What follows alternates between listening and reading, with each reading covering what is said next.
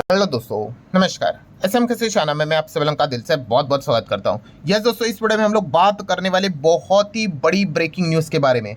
और ये खबर ऐसी है दोस्तों, इसका जो इम्पैक्ट है वो पूरी दुनिया के ऊपर क्लियर कट डायरेक्टली पड़ते हुए देखने को मिलने वाला है। और पूरी दुनिया की बात कर रहे हैं तो यस, इसमें हमारा भारत भी आ गया। सो डेफिनेटली दोस्तों, यहाँ पे हम कह सकते हैं हमारे इंडियन इकोनॉमी के लिए ये जो अभी खबर जो चल रही है, ठीक है, ये काफ़ी नेगेटिव खबर है। एंड जैसे अभी मैंने आपको बताया कि अगर इकोनॉमी के लिए नेगेटिव खबर रहेगी तो फिर भाई ऑटोमेटिकली मार्केट के लिए भी वो नेगेटिव खबर हो ही जाती है। सो आप सभी लोगों को पता ही है कि हमारे इकोनॉमी के लिए अगर ब्रॉड लेवल पे अगर देखा गया तो सबसे बड़ी नेगेटिव खबर मतलब क्या रहती है, खास करके तो वो रहती है ऑयल को लेकर ही। अगर क्रूड ऑयल को लेकर अगर बहुत बड़ी नेगेटिव खबर अगर आ रही है तो डायरेक्टली इनडायरेक्टली भाई वो हमारे बाजार को, हमारे इकोनॉमी को डैमेज कराएगा। एंड फिलहाल आप देख सकते हो दोस्तों, क्रूड जो एक टाइम पे वापस 90 तक चला गया था नीचे, वो अब आप देख सकते हो 106 लगभग आप देख सकते हो आज के दिन भी 3.5 पौने 4% लगातार भाग रहा है। और इसके पहले भी मैंने आप लोगों को बताया, क्या बताया था, एसबीआई की रिसर्च रिपोर्ट ने भी, कि अगर क्रूड $10 से भी अगर बढ़ता है, 1.25 लाख करोड़ रुपया हम लोग को एक्स्ट्रा देना पड़ेगा सेम ऑयल को खरीदने के लिए, सेम क्वांटिटी को खरीदने के लिए। सो ये कितना बड़ा आप अंदाज़ा लगा सकते हो नेगेटिव इम्पैक्ट क्रिएट करता है हमारे इकोनॉमी के लिए। हमारा ट्रेड डेफिसिट और ज़्यादा बढ़ जाता है, और जितना ज़्यादा यहाँ पे आपको पता ही है इंपोर्ट हमारा बढ़ेगा, बिल बढ़ेगा, जीडीपी के ऊपर भी उसका उतना ही ज़्यादा नेगेटिव इम्पैक्ट देखने को मिल जाता है, जीडीपी नीचे आती है। सो क्रूड इतना ज़्यादा हम लोग को क्यों भागते हुए देखने को मिल रहा है, तो नॉर्मली हमारा जो फोकस रहता है वो रहता है अभी मिडल ईस्ट पे। पर दोस्तों अभी आप लोगों को मैं बताना चाहूँगा कि अभी जो क्रूड यहाँ पे बढ़ रहा है उसके पीछे का रीज़न है यूक्रेन एंड रशिया का जो जंग ऑलमोस्ट अभी 3 साल से चल रहा है। आई थिंक सो उससे भी ज़्यादा हो चुका है। सो इसके चलते दोस्तों एक बहुत बड़ी खबर यहाँ पे सामने ऑलरेडी यहाँ पे आ चुकी थी। कौन सी, कि यूक्रेन ने अटैक किया है किसके ऊपर, रशिया के ऑयल पोर्ट के ऊपर एंड रिफाइनरीज के ऊपर। अब देखा गया तो ये खबर हम लोग को ऑलरेडी यहाँ पे पता चली थी, बट इंपॉर्टेंट चीज़ क्या थी कि यूक्रेन ने अटैक तो किया, बट उसका कितना डैमेज हुआ है ये प्रॉपरली समझ में नहीं आ रहा था। एंड दोस्तों अब फाइनली आउटकम निकल कर यहाँ पे आ रहा है। आप यहाँ पे देख सकते हो दोस्तों, लिटरली रशिया का सबसे बड़ा बिगेस्ट ऑयल रिफाइनरी को यूक्रेन के ड्रोन ने यहाँ पे डैमेज किया है, ऑफिशियल्स ने बात बताई है। एंड अगर हम लोग यहाँ पे रिपोर्ट्स की बात अगर देखें तो अब रिपोर्ट्स निकल कर आ रहे हैं, राउटर्स ने इसका कैलकुलेशन भी निकाल कर सामने रखा है कि at least 40% of Russia oil export capacity यहाँ पे हॉल्ट हो चुकी है, रुक चुकी है। मतलब आप अंदाज़ा लगा सकते हैं कितना बड़ा मैसिव ड्रोन अटैक हम लोगों को रशिया के ऊपर होते हुए देखने को यहाँ पे मिला है। एंड मतलब just imagine 40% of Russia's oil export capacity रुक चुकी है। अच्छा, जब मैंने ये बात बताई बहुत सारे लोग एक मिस्टेक भी कर रहे हैं, बहुत सारे लोग एक गलत इन्फॉर्मेशन भी आप लोगों को बता रहे हैं।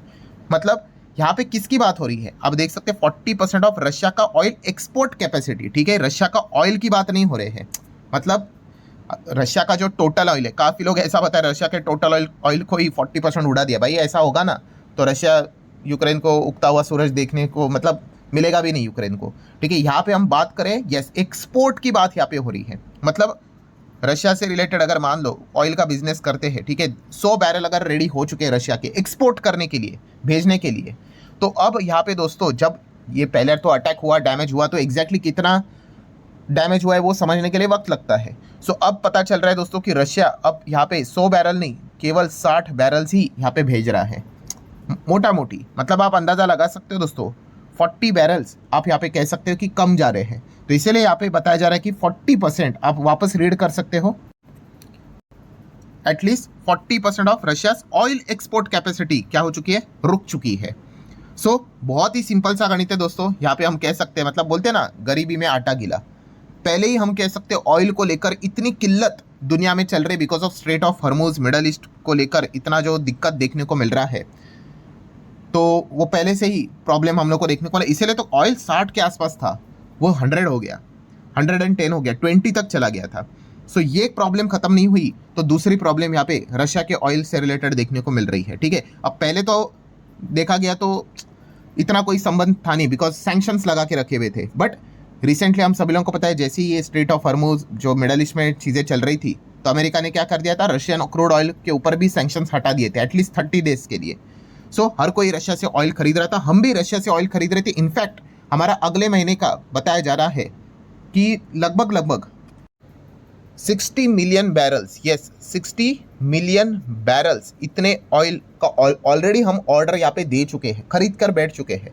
अब ये देखने वाली बात है कि ये आने में कितना समय लगेगा, क्योंकि जैसे अभी मैंने आपको बताया कि उनका जो एक्सपोर्ट का जो कैपेसिटी था उसमें वो सिर्फ अभी 60% ही ऑपरेशनल यहाँ पे है, 40% तो फिलहाल तो यहाँ पे रुकी हुई है। अभी वो कब तक नॉर्मलाइज होगी, कब स्टार्ट होगा, नोबडी नोस। सो काफ़ी भयंकर लेवल की अनसर्टेनिटी यहाँ पे ऑयल मार्केट में और यहाँ पे फैल चुके हैं। और आपको बताइए ऑयल एक ऐसी चीज़ है जिसका डिमांड हमेशा ज़्यादा ही देखने को मिल जाता है और सप्लाई काफ़ी लिमिटेड रहता है।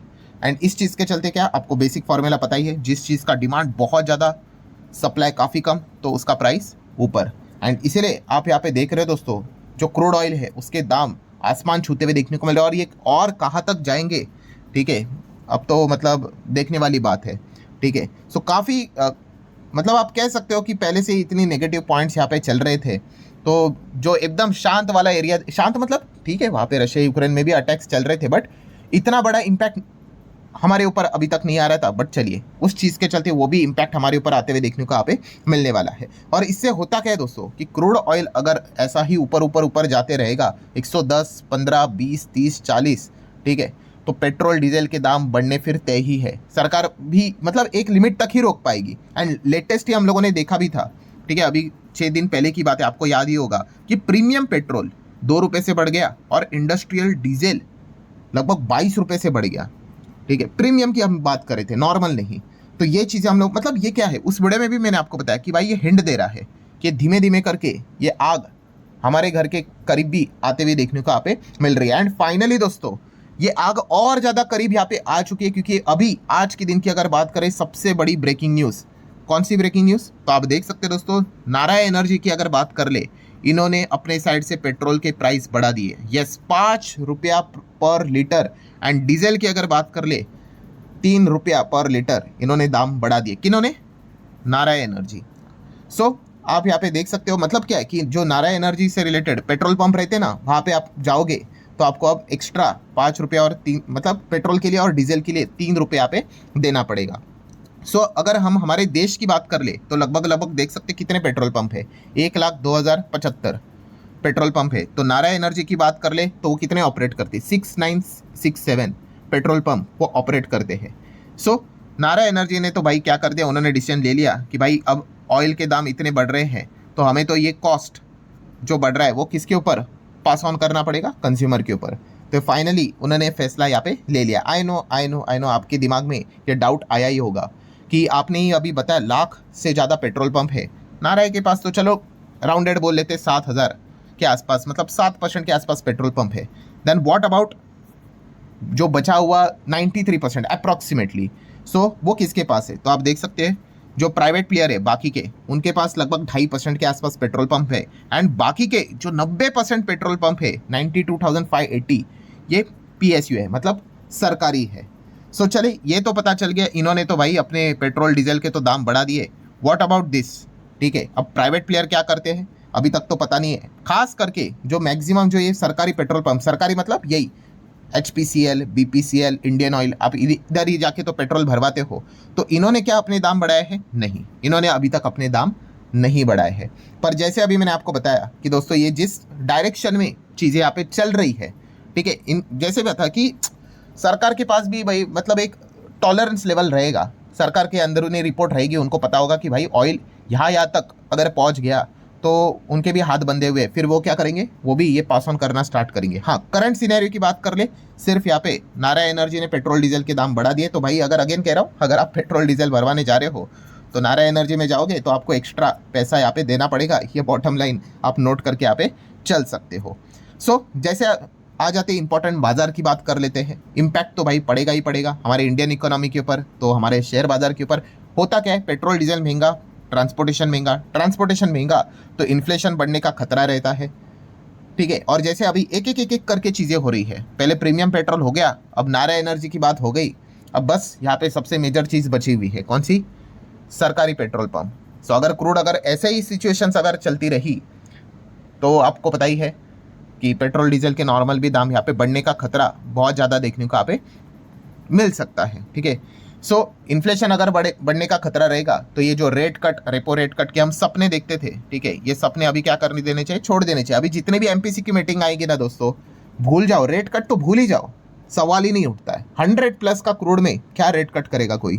ठीक है, तो हम जरूर कह सकते हैं टोटल, मतलब इससे होगा क्या, लिक्विडिटी यहाँ पे और ज़्यादा कम हो जाएगी, और मार्केट को बाउंस बैक करने के लिए लिक्विडिटी चाहिए होती है भाई। ठीक है, वो काफ़ी यहाँ पे हम लोग को कम होते हुए देखने को मिलेगी।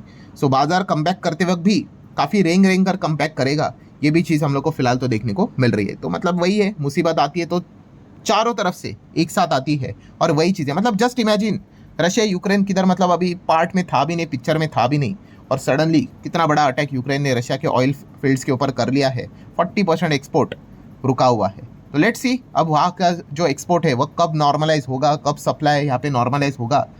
जितना डिले होगा भाई, क्रूड ऑयल प्राइस और ज़्यादा ऊपर जाते हुए देखने को मिलेंगे, और अल्टीमेटली पूरी दुनिया की इकोनॉमी के ऊपर इसका नेगेटिव इम्पैक्ट तो यहाँ पे पड़ना ही पड़ना है। सो फाइनल कंक्लूजन क्या है दोस्तों, तो फाइनल कंक्लूजन वही है भाई कि बेयर वालों के लिए तो भाई अच्छी बात है कि वो तो चाहेंगे कि इसी प्रकार की घटनाएं घटित हो और बाजार में और ज़्यादा गिरावट यहाँ पे होती हो।